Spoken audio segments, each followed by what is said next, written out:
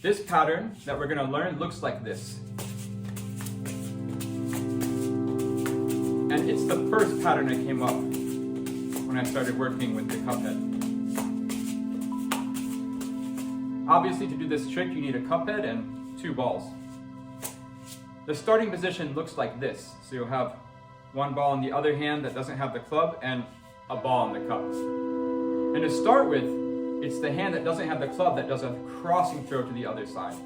So I'm going to throw that ball across and we can forget about it for now. Now this hand is empty, and what it means is I can go over and take this ball out of the cup. So now we're in this position. This would be beat number 2 of the trick. Number 1 is the first throw, and this is part number 2. What happens then is the hand that took the ball throws the ball straight up and down. And now that hand is empty. It means I can take the cup head and give it to the other side. And of course the ball that was in the air, it's going to land in the cup. And the first ball that I threw is going to land in my other hand. So let's look at that again. Here's the first throw. And now the last half looks like this. I take the ball, I throw it up, give, and catch. Take the ball out, throw it straight up. So it's going to land in the same hand if I don't do anything else, right? Just do a little throw straight up and down. But underneath that throw, I'm going to give the cup head across so the ball will land back in the cup. So I take the ball out of the cup, straight up and down, lands back in the cup. And again, that first ball that I threw is going to land in this hand. So altogether it looks like this. And when I do that first throw, and I'm going to take this ball here, you can see I kind of feed it into this hand. So they happen almost at the same time. So that first throw, it's really quick. I don't throw first and then go get the ball. It's in the same motion of throwing that first ball. My hand is already here. It's very close to the top ball. I throw it across and just go ahead and grab that ball really quickly. And this happens very fast because what I want to do, of course, is get the cup head out of the starting hand so I can catch the first ball. So again, throw, and it happens on the other side quite quickly. But the good news is, now you're done. That's the entire pattern. Because now all you do is repeat it on the other side.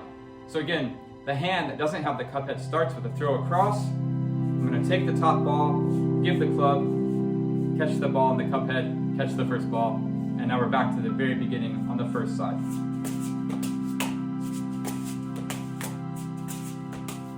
One thing you'll notice is that in terms of the rhythm, I'm actually catching the first ball before the ball in the cup head lands, right? So take a look at the rhythm here.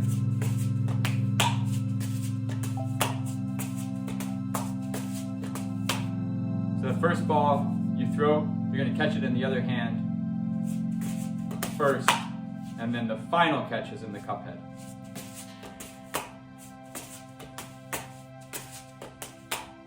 The first ball we can say is throw number 1. 1, 2, 3, 4. Right? So I do a 1 throw.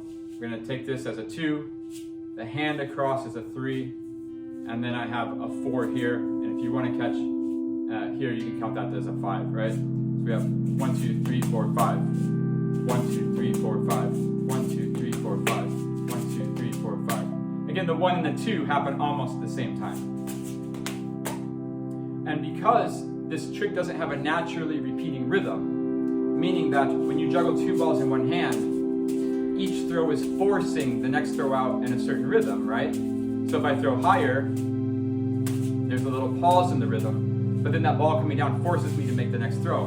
In this trick, you'll notice that after I do one side, well, I can hang out here all day. There's nothing forcing me to keep going, right? So it's just up to me to choose to keep throwing. And for me, what I like to do is that as soon as that ball lands in the cup, right, because that's the last part of the trick.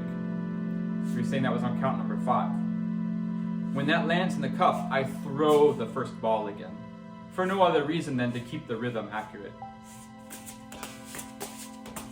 So take a look here when I loop the trick. You'll notice the first ball, I throw on that catch right there, I'm going to throw that ball and loop the trick again. And then it just keeps going on both sides.